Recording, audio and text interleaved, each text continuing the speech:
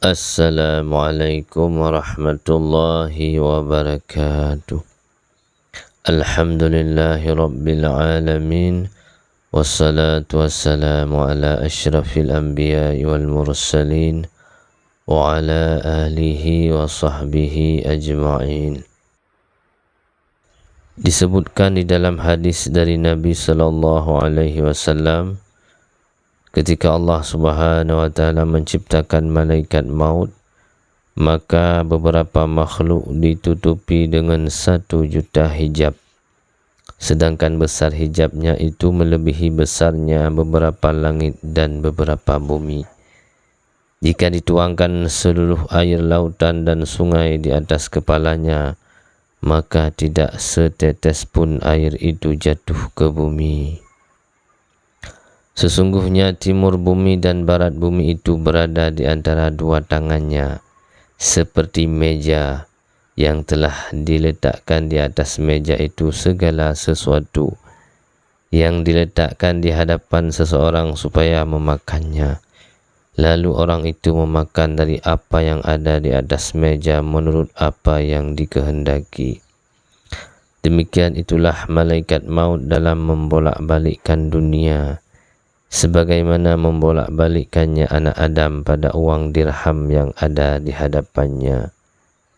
Dan ia telah diikat dengan 70.000 rantai, setiap rantai panjangnya kira-kira perjalanan 1000 tahun.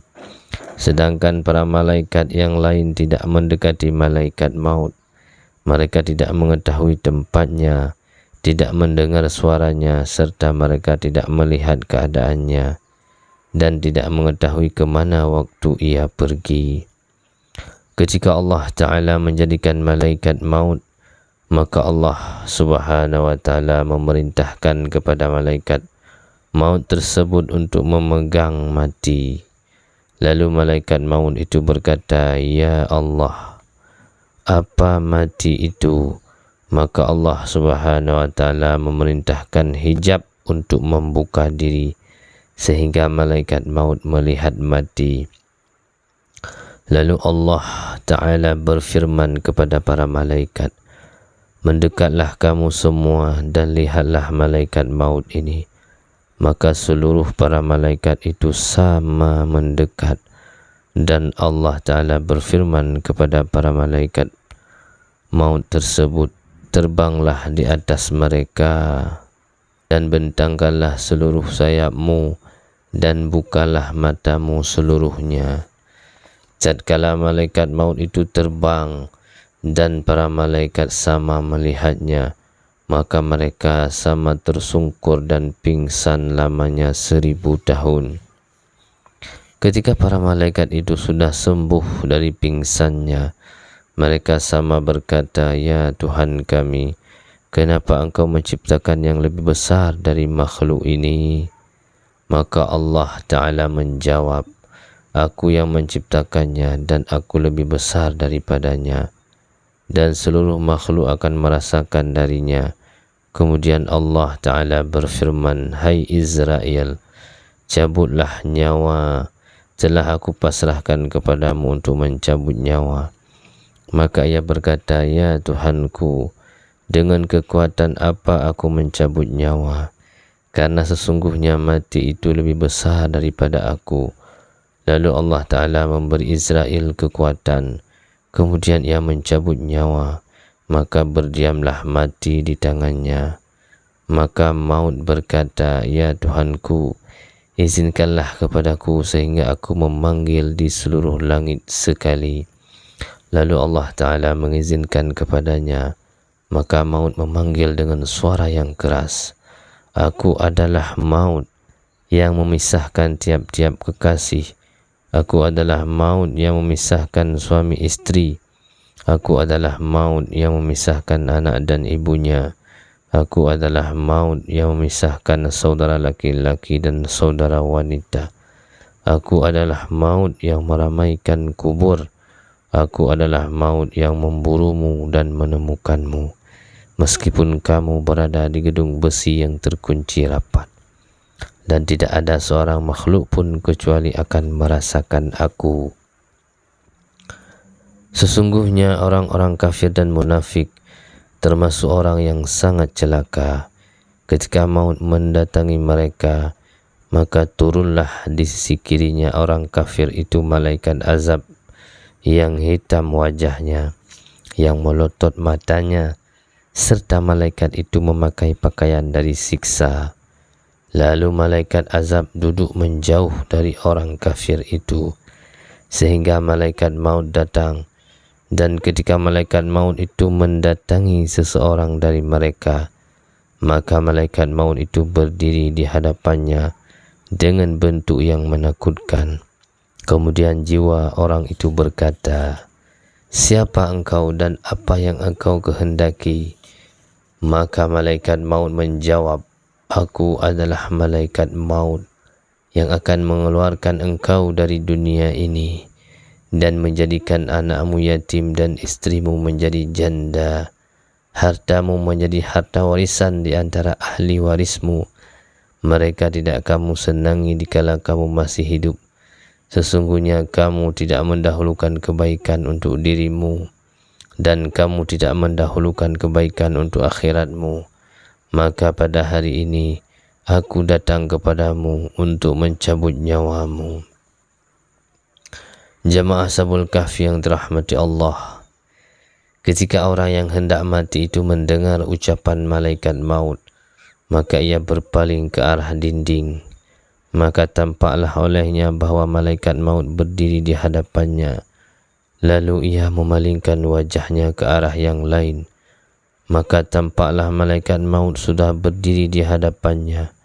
Kemudian malaikat itu berkata, "Apakah kamu tidak mengetahui aku? Aku adalah malaikat maut yang mencabut nyawa kedua orang tuamu, dan engkau melihat keduanya, dan keberadaanmu tidak bisa memberi manfaat kepada kedua orang tuamu. Pada hari ini aku akan mencabut nyawamu, sehingga bisa dilihat oleh anak-anakmu, kerabat-kerabatmu, teman-temanmu, agar mereka memberi nasihat kepadamu.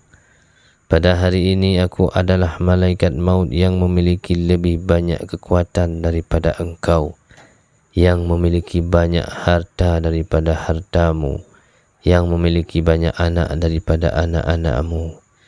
Kemudian malaikat maut itu berkata kepada orang tersebut, "Bagaimana engkau melihat dunia?" Maka orang itu menjawab, "Aku melihat dunia sebagai tipu daya yang mengingkari janji." Kemudian Allah Ta'ala menciptakan dunia dengan bentuk suatu makhluk. Maka dunia itu berkata, "Hai orang yang bermaksiat, apakah kamu tidak malu bahwa kamu berbuat dosa di dunia, dan kamu tidak mencegah dirimu dari durhaka? Sesungguhnya kamu mencariku, tetapi aku tidak mencarimu, dan kamu tidak memisahkan antara yang halal dan yang haram. Kamu menyangka bahwa dirimu tidak akan pisah dari dunia, maka sesungguhnya aku akan bebas dari kamu, dari amal perbuatanmu." Ketika orang itu melihat hartanya telah jatuh menjadi milik orang lain, maka hari itu berkata, "Hai orang yang durhaka, kamu mencariku dengan jalan yang tidak benar, dan tidak menasarufkan aku, tidak mensedekahkan aku pada orang-orang fakir dan orang-orang miskin. Pada hari ini aku telah jatuh menjadi milik orang lain." Allah Subhanahu wa Ta'ala berfirman, "A'udzu billahi minasyaitonir rajim. Yauma la yanfa'u malu wala banun illa man atallaha biqalbin salim."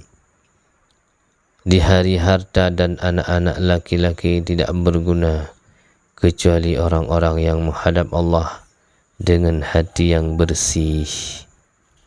Jamaah yang dirahmati Allah Subhanahu wa Ta'ala. Kemudian malaikat maut mencabut nyawanya. Jika orang itu beriman, akan merasa bahagia, dan jika orang itu kafir atau munafik, akan merasa celaka, sebagaimana firman Allah Subhanahu wa taala, kalla inna kitabal fujjari lafi sijjin. Sekali-kali jangan curang, karena sesungguhnya kitab orang yang durhaka tersimpan dalam sijjin. Jamaah yang dirahmati Allah Subhanahu wa taala, demikianlah nasihat singkat tentang malaikat maut yang mencabut nyawa manusia. Maka sebagai manusia yang beriman kepada Allah Subhanahu wa taala, sudah sepatutnya kita menyiapkan persiapan kita menuju kematian, karena setiap yang bernyawa pasti akan merasakan mati. Semoga kita semua mati dalam keadaan husnul khatimah. Amin amin ya rabbal alamin. Wallahu alam bissawab.